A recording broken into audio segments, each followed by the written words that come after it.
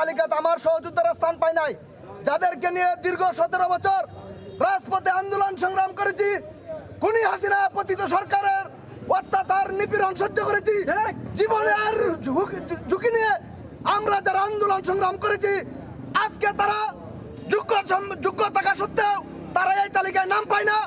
আর আওয়ামী লীগের সাধারণ সম্পাদকের ছেলে কি করে আমার ইউনিয়নের স্থান পেয়েছে, আমি সেই জন্যই আজকে আমি এই প্রতিবাদ সভায় এসেছি।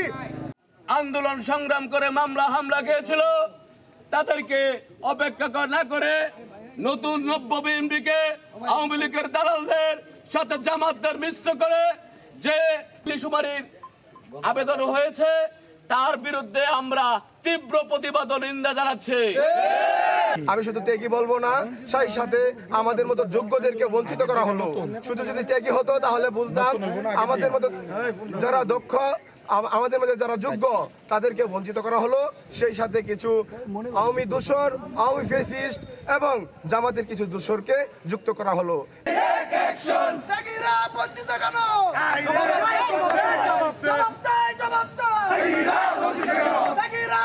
কেন?